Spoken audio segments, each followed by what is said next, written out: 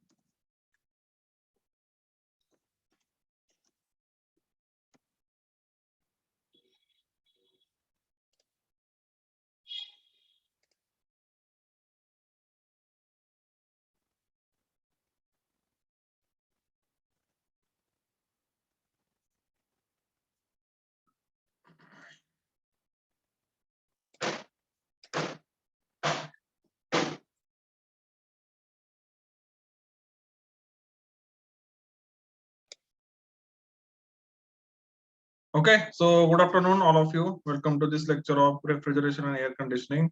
So today we'll continue last lectures, remaining part. So in last lecture we started the chapter number 2, vapor compression refrigeration system and vapor absorption refrigeration system. Shortly they are also called as VCRS and VRS system. Okay. So in last lecture we have seen the pH diagrams. I have showed you the book of pH diagrams. So there is a pH chart and then there are the tables for the pressure, temperature, enthalpy, entropy values, just as steam table used in second year of engineering. Then we have seen the VCRS system, the main components of the VCRS system, right? So today we'll see what are the different types of VCRS system. So I'll share the screen.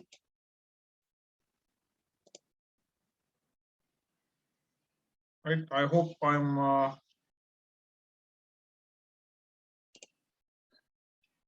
okay.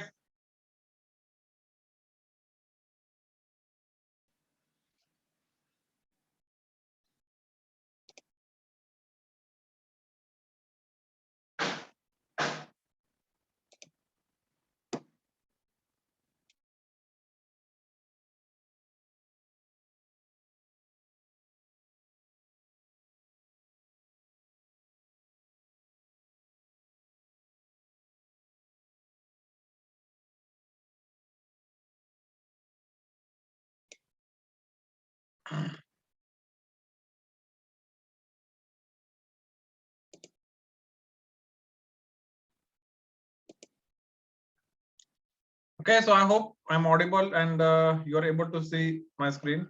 Okay, so we are in the chapter number 2, VCRS VRS system.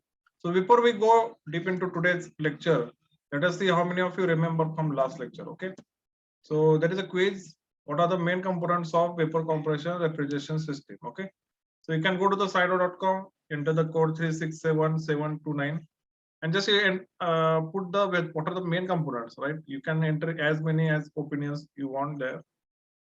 Okay.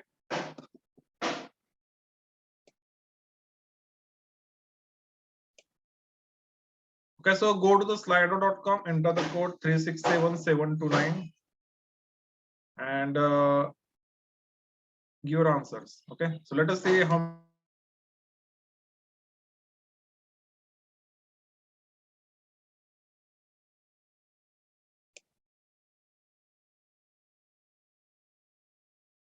So what are the main components of VCRS system? Let us see how many of you remember from last lecture.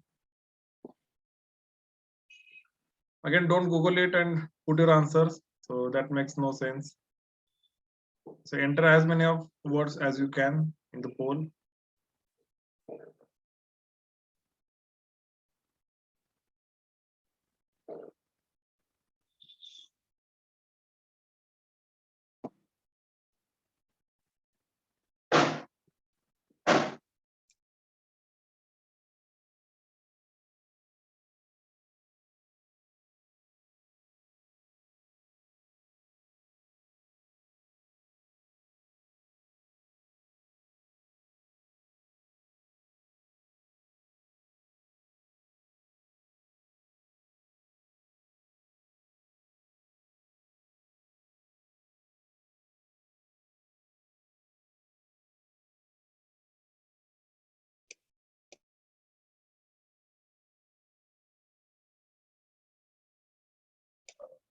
So what are your opinions? Whatever you remember from last lecture, what are the main components of VCRS system? So there are two words. They voted for the same word, compressor. So there are other systems, other components are also there.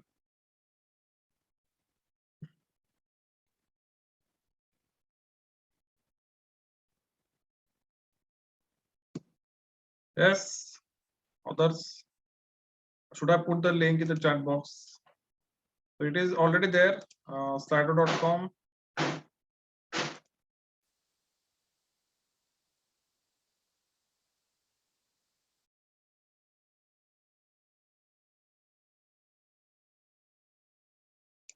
Okay, evaporator is another answer. Again, condenser, compressor, evaporator, expansion valve. Good, good. So only 3 people have voted. What about others? Are there any other components from the mentioned here? Again, maximum have voted for compressor. Good. You can vote as many times as you want. There is no restriction.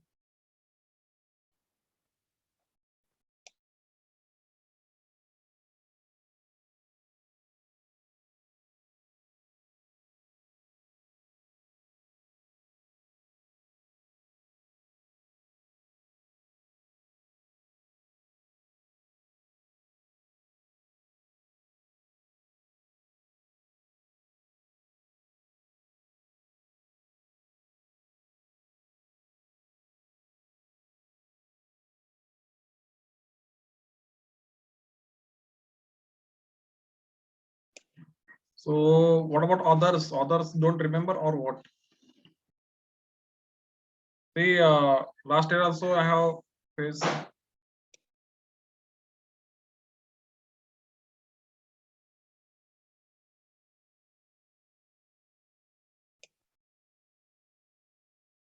similar situation.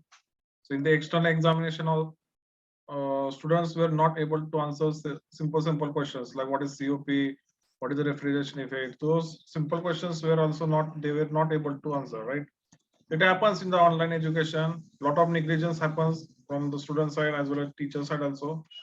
But in this case, in online lecture mode, you have to try for your maximum attention, right? There are chances of negligence, but you have to try for maximum attention. Only then you can succeed, right? So anyway, I'll take the revision of last lecture also first. So this was just question to check how many of you like really remembers from the last lecture. Okay. Okay, receiver, good. So the person who has typed receiver, good. So receiver is also one of the components. Expansion wall, condenser, evaporator, good. Compressor, again what, expansion wall, good.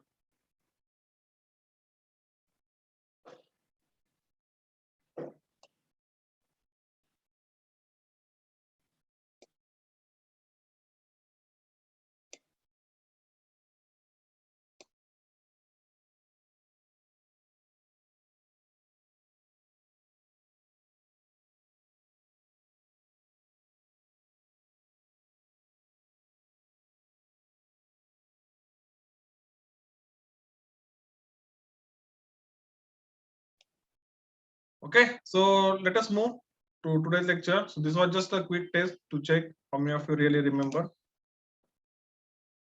Right. So we stopped at this point in the last lecture, VCC on the pH chart, right? So VCC vapor compression cycle we have plotted on the pH chart. So those who are not there, I'll repeat once again. So this curve, what you see on the screen, this is called as pH chart. And it comprises of two curves. So on the left, there is a saturation liquid curve. So here in this case, what is the case? So liquid is just starting to vaporize. So that case is here, liquid saturated. Now there is another curve, which is saturated vapor curve. All the points represent that liquid has completely transformed into vapor. So saturated liquid curve, saturated vapor curve. And at the summit, at the top, there is a critical point. So critical point represents. So in this case, what happens at critical point? Liquid is directly converted into vapor. So there is no latent heat is required to phase change, right? Then if you do this process above the critical point, that will be called as supercritical point. If you do above supercritical, that will be called as ultra supercritical. If you do above ultra supercritical or USP, it will be called as advanced USP cycle, right? So that is again next thing is there, which is not in your syllabus, but you should be aware of these situations: critical, supercritical, or ultra supercritical, and advanced ultra supercritical cycles. Okay. So this is a pH curve, simple. Now, if I want to plot the VCC on this chart, so let us start with the point one. Now, point one is a dry saturated point. So it is actually the exit of the evaporator. Okay. So here the refrigerant is at dry saturated conditions. Now it passes through compression. In compression, it is compressed to the condenser pressure. So always remember there are two pressures in a refrigeration system. The below one is evaporator pressure, above one is condenser pressure, right? And the job of the compressor is to compress from evaporator pressure to condenser pressure. While compressing, its energy or enthalpy increases, it gets superheated. So point 2 lies on the right side of the saturated vapor curve. So that is a superheated region. So this is a superheated region. This is a subcooled region, and in between there is a wet region. So point 2 is a superheated refrigerant. Now it passes through a condenser where condensation takes place, right? And at the exit of condenser, we get a saturated liquid. Okay, saturated liquid we get at the end of condenser here. Then expansion takes place. So this expansion is isenthalpy. So enthalpy remains constant, right? So as opposite to reverse Carnot cycle, in reverse Carnot cycle, these were constant temperature processes and these vertical were isentropic processes. Here in this case, one of these isentropic process is replaced by isenthalpic process. Okay. So 3 to 4 is isenthalpic process, enthalpy remains constant. That is why it is a straight line in the expansion wall, and we are at point 4. Now, point 4 is a mix. So it is a two-phase mixture. It has liquid as well as vapor with some dryness fraction. Okay, so this is a curve. So we have plotted VCC on pH chart in last lecture. Now let us move. Today we are going to see types of vapor compression cycles, right? So VCRS is just one concept. So there may be different conditions may arise during the operation. The first one here it is dry saturated vapor after compression. So write down all of these types of VCRS. First one is dry saturated vapor after compression, wet vapor after compression, superheated vapor after compression, superheated vapor before compression, and undercooling and subcooling of refrigerant. So write down all of this.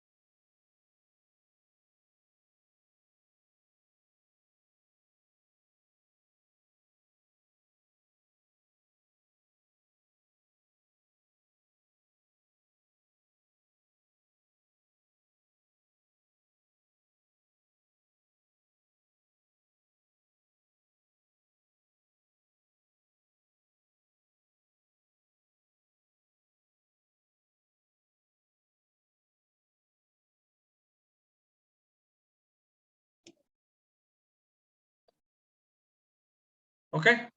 So these are the types of the VCRS system. We'll see one by one. So first one here, it is a dry saturated vapor after compression. So you have to go with the name. Okay. Dry saturated vapor. That means all the liquid is converted into vapor.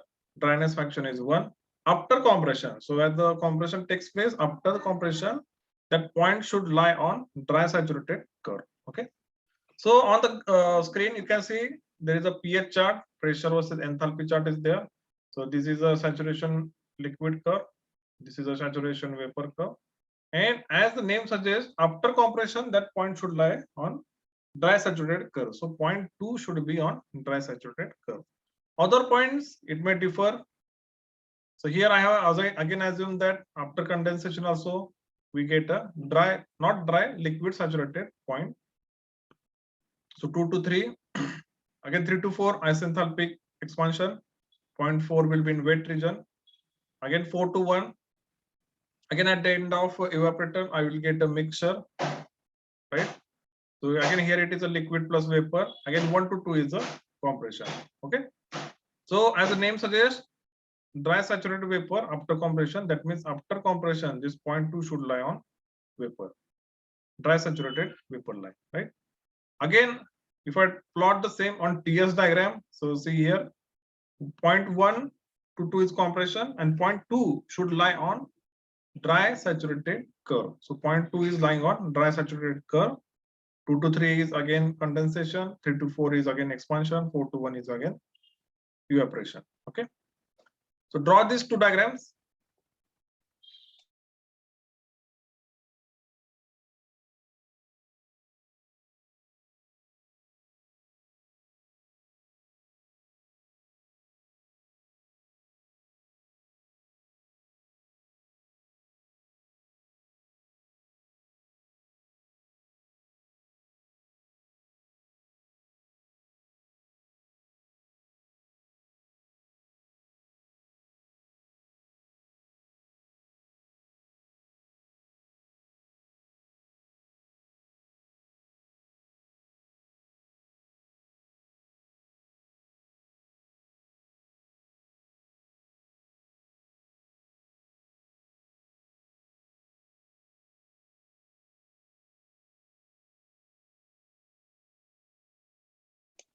Okay, so first condition is dry saturated vapor after compression.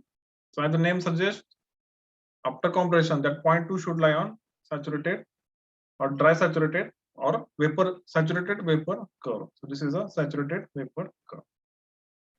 Now, if I want to calculate the COP, in this case, coefficient of performance. So coefficient of performance will be refrigeration effect divided by the compressor work. So see here, compressor work, WC will be H2 minus H1, right? So enthalpy after compression minus enthalpy before compression, that is H2 minus H1.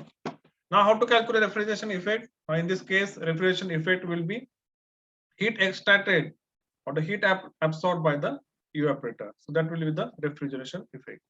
So QL will be equal to H1 minus H4. So enthalpy after evaporation, enthalpy before compression, evaporation, H1 minus H4 will be refrigeration effect. Okay. So COP will be simply QL divided by compressor work. So here QL is H1 minus H4 and compressor work is H2 minus H1. Okay. So write down the COP. COP is refrigeration effect divided by compressor work. So in this case, if you go with this diagram, this notifications, these numbers which I have put. So by this diagram, the formula will be H1 minus H4 divided by H2 minus H1. Okay. So if I change the number, formula will also change. Okay. So this formula is valid for only this figure. Means figure will be same, but notations will be different. So COP will be equal to H1 minus H4. That means this refrigeration effect divided by H2 minus H1. That means this compressor work required. Okay. Now, if you see carefully, this enthalpy at 0.2 will be enthalpy of dry saturated vapor that is easily available from the charts, pH charts. Okay. Then next here it is H1. Now calculating H1 is very crucial job here. Now you cannot determine what is the dryness fraction at 0.1, right? Now how to calculate the dryness fraction at 0.1? So here we have to refer the TS diagram. So now at 0.2, we know it is dry saturated. From pH chart, we can calculate the entropy at 0.2 from the chart. Now I can say that entropy at 0.1 is equal to entropy at 0.2. So both the entropies will be same. Now from that I can calculate the dryness fraction. Once I now know the dryness fraction, how can I calculate H1?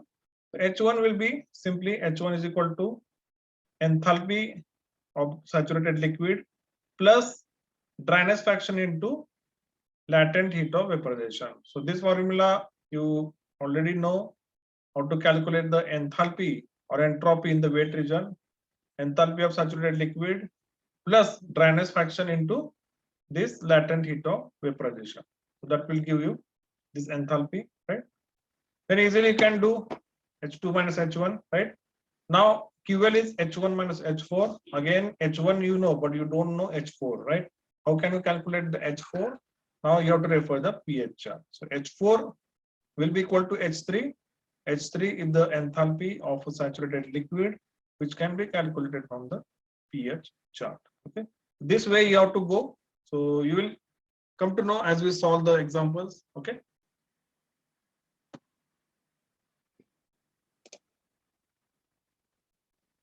So let us move to the next. Next is superheated vapor after compression. Again, as the name suggests, you have to go superheated vapor. Okay. Superheated means it will lie on right side of the dry saturated curve. Okay. And after compression, so the vapor coming out of the compressor or the exit of compressor, that vapor should be a saturated superheated vapor. Okay. Again, I will draw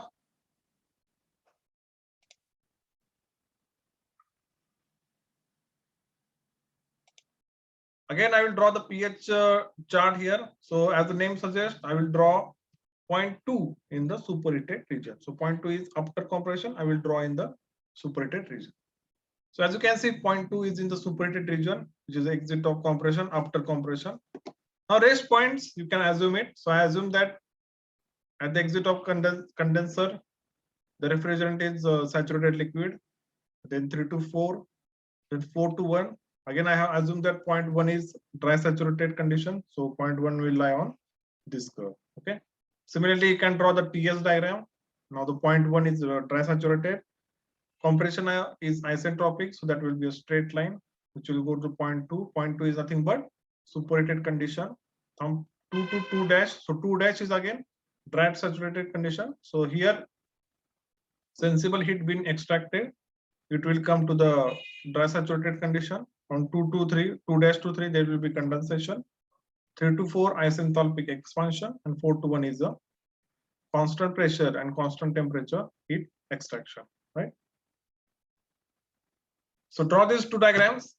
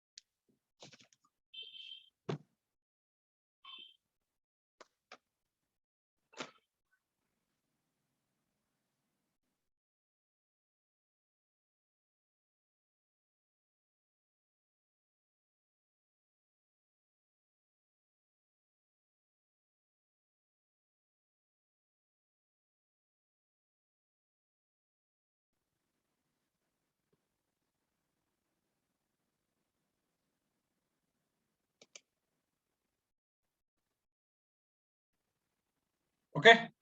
So I hope you have drawn this diagrams. So this is superheated vapor after compression.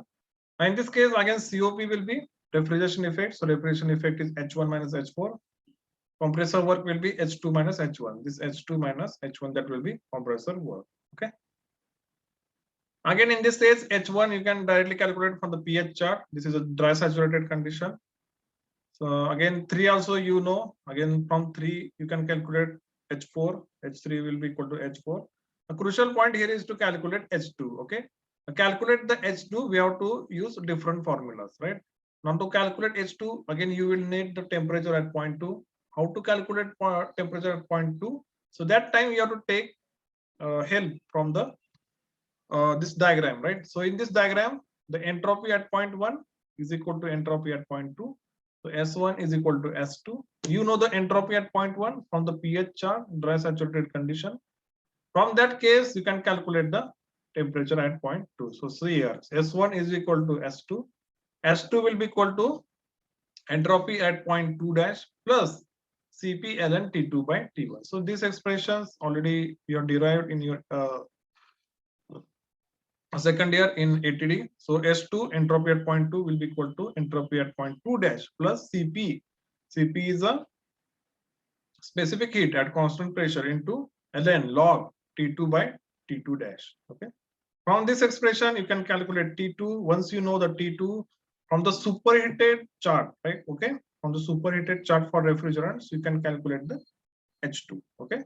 And at the end of all this calculation, you can calculate the COP. Okay. So this is about superheated vapor after compression. And always it is advised that the compressor should work on vapor only, okay, or the gases only.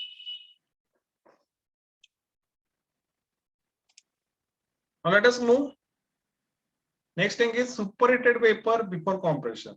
Okay, superheated vapor before compression.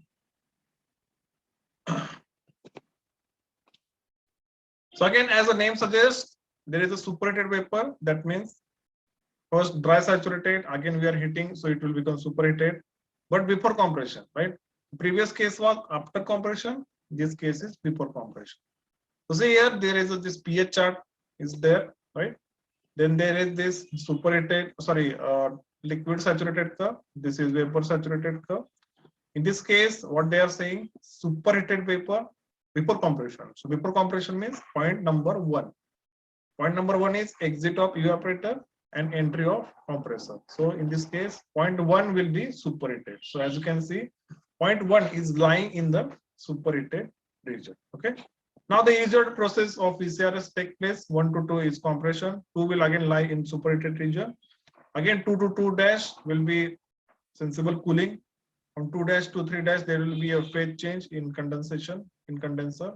3 to 4 is a isenthalpic expansion again, and 4 to 1.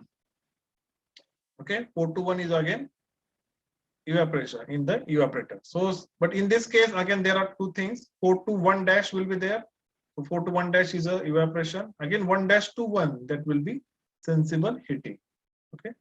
So again I will repeat the processes. Pay your attention. So it is saying superheated vapor before compression. So before compression means point number 1, which is the exit of evaporator. Point number 1 is superheated. Again that process will repeat. 1 to 2 is a isentropic compression. 2 to 2 dash will be sensible cooling. Then 2 dash to 3 will be condensation. 3 to 4 will be isenthalpic expansion, straight line. And 4 to 1 will be in evaporator. But in this case, 4 to 1 dash. So this line, this 4 to 1 dash will be like evaporation, but 1 to 1 dash will be sensible heating. So again at point 1 we'll get a superheated vapor. Okay. So this is very good if you want like good working condition of compressor. So this condition is very ideal for it. Superheated gas in the compressor. Again, if you want to calculate the COP, okay, so this is again TS diagram for the same VCRS system. Again, here in this case, point 1 is superheated, 1 to 2 is compression, 2 to 2 dash sensible cooling, 2 dash to 3 is condensation, 2 to 4 is isenthalpic expansion, then 4 to 1 is a evaporation. Again, in this case, 4 to 1 dash in the evaporator and 1 dash to 1 will be superheating. Okay. So COP again, it will be the refrigeration effect divided by the compressor work. Refrigeration effect will be H1 minus H4. So this will be H1 minus H4, and H2 minus H1 will be compressor work. So H2 minus H1 will be compressor work. Now in this case again, you cannot calculate H1 directly, right? First you should know H1 dash, right? So how to calculate H1? H1 will be equal to G1 dash. G1 dash means gas, right? So it is dry saturated. That is why we are denoting it by Hg. So Hg1 dash plus Cp T1 minus T1 dash. Okay. So enthalpy at point 1 will be equal to enthalpy at point 1 dash plus Cp delta T. So that way you will come to know enthalpy at point 1. Then what about enthalpy at point 2? Again same, enthalpy at point 2 will be equal to enthalpy at point 2 dash that we can get from the pH chart. Okay, so pH chart will give you values of liquid saturated and dry saturated. So H2 dash you can get from the chart plus Cp delta T. Okay, this way you can calculate H1 and H2. How to calculate H3? Again, H3 lies on liquid saturated curve, and H3 will be equal to H4. So H3 and H4 is also known. From H3 we can calculate H4, so that we will finally get the H1 minus H4 divided by H2 minus H4. Right. So this way you can calculate the COP. Okay. So directly you cannot get the values because this superheated region or subcooled region, you cannot get the values from the chart. So that way you have to do some mathematical calculations. Okay, if you have any doubt up to this point, please ask. These things should not go over your head, right?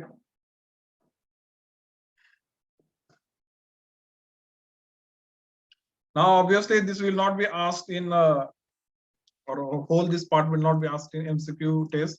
Some part will be asked that this is the enthalpies will be given and they will ask you to calculate the COP. So maximum that will be asked in online examination if that happens. But now that the college is started, I think there are chances for the all offline examination. At that time, you may have to again write the papers, draw these diagrams, do the derivations, solve the numericals. That part will be repeated. So this semester we cannot tell whether it will be online mode or offline mode. Right now, as the college is started, it may go on offline mode also. Okay.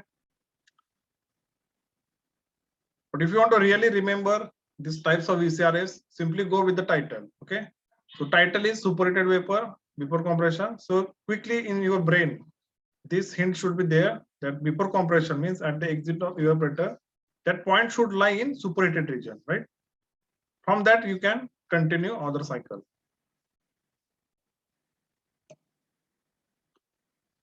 Right? Okay. Now, next is undercooling and subcooling of refrigerant. Okay. So see here, you are already aware of the subcooling. Subcooling means cooling below the saturation conditions, right? Now there is a pH chart. Let us see. So this is a pressure versus enthalpy chart here. Again, they are saying subcooling or undercooling. In that case, the refrigerant coming out of the condenser. So condenser is used for cooling purpose. If you are cooling below that, so that should go in the subcooling region. Now subcooling region is left to the saturated liquid curve. So here there are two curves, saturated liquid curve, saturated vapor curve.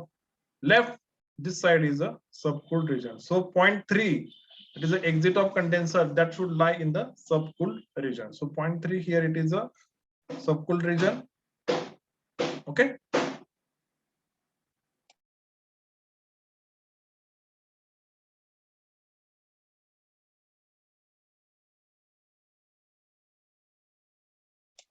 Okay. So 0.3 will lie in the subcooled region, and then you can continue the cycle. Now I have continued the cycle from 0.3, 0.4, that will be isenthalpic expansion, that will be straight line.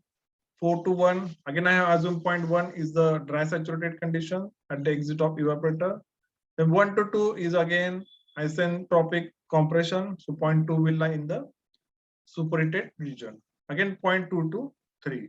But again 2 to 3 is not single process, 2 to 3 dash is there, that is condensation. Then 3 dash to 3 is a undercooling or subcooling will happen. Okay. Now why do we do the subcooling? Why we do the subcooling? Because expansion valve works well or works efficiently when liquid refrigerant passes through it. So the state of the refrigerant should be liquid. Okay, already I have told you, for compressor, refrigerant should be in gaseous phase. For expansion valve, refrigerant should be in liquid phase. So for that purpose, we are doing the subcooling. Now again, it can be shown on the TS diagram also. So you can see the TS diagram, right? So the TS diagram is there. So in TS diagram, you can see 0.3 that should lie in the subcooled region. So if you want to show this pH chart in TS diagram, this is a little bit tricky here. 0.3 dash is a saturated liquid saturated condition. 3 dash to 3, so that will be subcooling. Okay, that means temperature is being reduced from 3 dash, 3 to 4, that will be expansion again. 4 to 1 is evaporation, 1 to 2 is compression, 2 to 3 dash is again condensation. Okay, how to calculate COP? Again, COP will be equal to refrigeration effect divided by the compressor work. Again, the refrigeration effect will be H1 minus H4. You can know the H1 from the chart. H4 you have to calculate. For that you should know enthalpy at 0.3. Okay, how to calculate enthalpy at 0.3? This will be equal to enthalpy at 0.3 dash minus Cp delta T. Okay, so you can see here H3 will be equal to H3 dash or HF3. HF means enthalpy of a liquid saturated refrigerant. HF3 dash minus Cp delta T. Delta T will be T3 dash minus T3. Okay, so as you know H3, you can calculate H4. H1 you can take from the book directly. How to calculate H2? For a calculation of H2, you should know H2 dash. So H2 will be equal to H2 dash plus Cp delta T. Okay. So this way you can go for the process of subcooling. Generally, if you see any VCRA system, actual VCRA system, in that case, it will be observed that there is a superheating of refrigerant as well as subcooling of refrigerant. Superheating in the compressor, subcooling after or in the condenser. Okay, so if you have any doubt up to this point, please ask.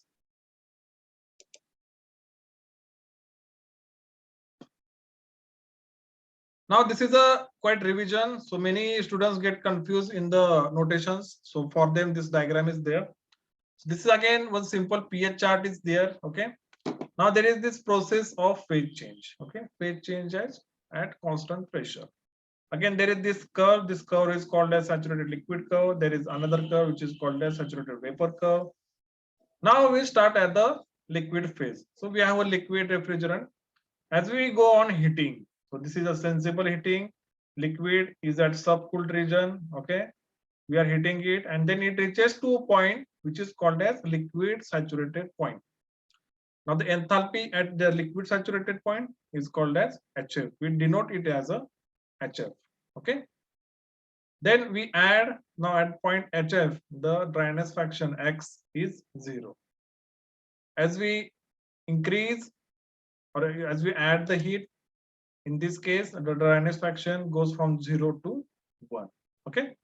Now, if there is one point in between or in the wet region, how to calculate its enthalpy? So enthalpy at this point, suppose we take this point, let us say it is enthalpy is Hx. In that case, this enthalpy will be equal to enthalpy of liquid saturated plus X. X is dryness fraction into this latent heat, Hg minus Hf. Okay. Again, we'll come to this point. So at this point, the liquid is converted into vapor. Dryness fraction will be 1. And this enthalpy, we are denoting it as a Hg. Okay. Again, if you heat more, sensible heating, so it will be converted into superheated vapor. Let us denote its enthalpy as Hv. Okay. So we started with HL, then HF, then HX, then Hg, and then Hv. Okay. Similarly, you can calculate for the entropy also. So as there is HF, there will be SF, there will be Sg, there will be SFG. Specific volume also we can calculate Vf, Vg, and Vfg. Now how to calculate the enthalpy of HL means subcooled liquid, that will be equal to saturated liquid enthalpy minus Cp delta T. How to calculate the superheated vapor enthalpy? Enthalpy of dry saturated vapor plus Cp delta T. Okay. How to calculate Hx? That is the enthalpy of any point in the wet region. Enthalpy of liquid saturated plus X into the latent heat HFG. Okay. So I hope you are very clear about the pH chart, about the various process, the VCRS system, because next we are going to solve a numerical, and that numerical will not be very easy. Like I will take a numerical which will cover all these topics. It will may have subcooling, it may have superheating also, right? So for that, this understanding of the VCRS processes, that should be very clear. So if you have any questions, please ask.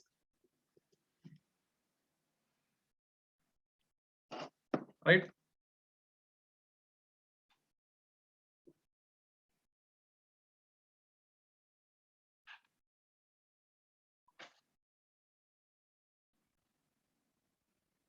So once again, I will repeat this theory part. And then if you have any questions, then you can ask. Okay. So we are at the chapter number 2, VCRS and VRS systems. Okay. Then we draw the VCRS system on pH chart. So this is a very common figure. This figure you can remember for whole life, because this will be asked, or this will come again and again.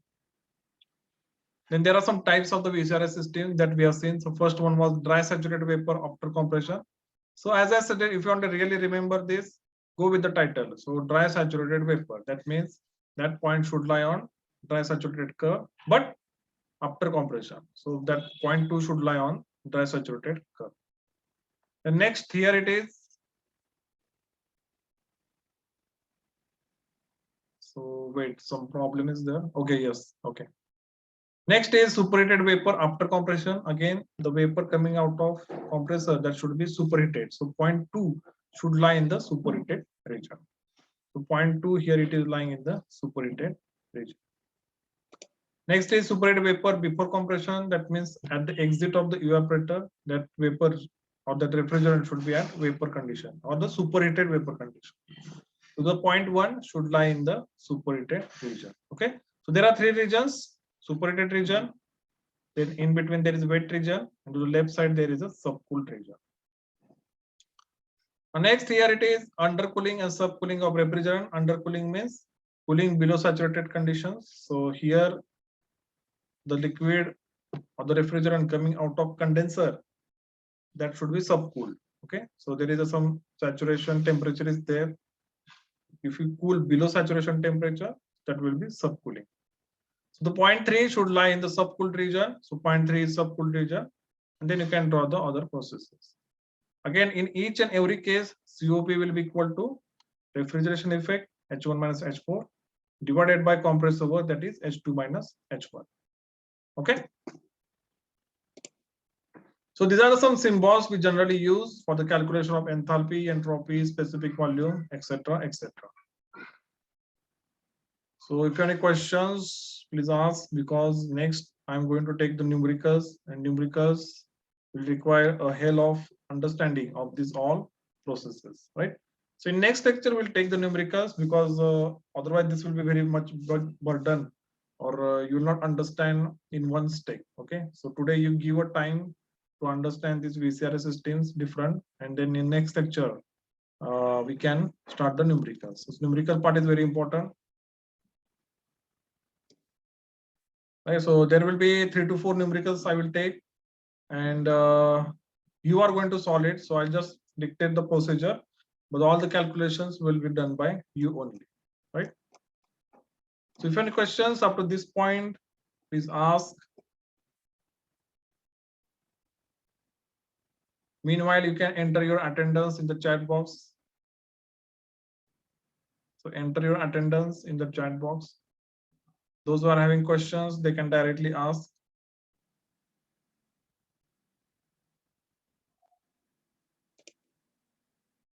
Yes, so enter your attendance in the chat box.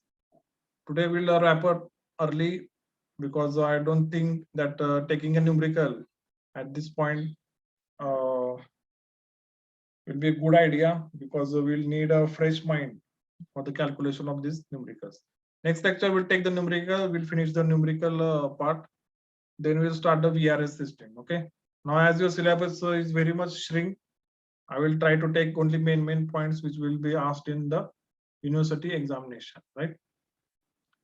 So if I get more time, then I'll take some exercise also. So we'll take an exercise of actual calculation of a cold storage. So if we get time, we can do that also.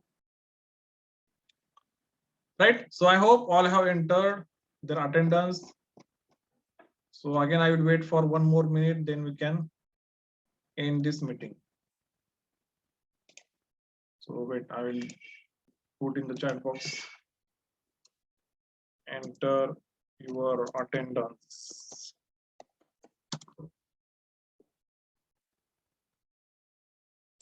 Okay. So one more thing, I have checked the resumes of my project batch. Again, I have checked the resumes of other students also from other batches. So the resumes which I have like found that they were not attractive.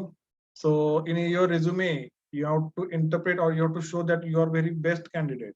So you have to include all your curricular, extracurricular activities, whatever online internship you have done, online classes, courses you have done. Your photo should be there. So many of resumes I have found the photo was not there. So just show that you are the star, like you are some kind of celebrity. That should be reflected in your resume. Okay. You have to also include your hobbies, your interests. That also you have to include at the end of your resume. Okay. If possible, I will upload a very good resume from the last batch. He has created very good resume. So resume will take you to the places, right? If your resume is not good, that HR is also not interested.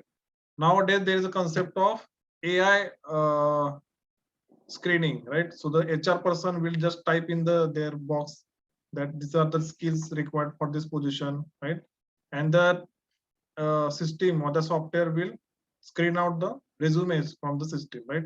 So make sure in your resume all the new technologies are mentioned, that you are aware of machine learning, you are aware of 3D printing. Those words should be typed in your resume. So when the HR will type in their system, these are the sales skills required for this position, automatically the system will screen out your resume. Okay. So make sure all those words are there in your resume also. So nowadays systems are very advanced. So resumes, HR do not read personally your resume. They just type into the system that these are the skills required. The system automatically gives them the resumes. Okay. Right. So with this, we'll stop today. Thank you for attending.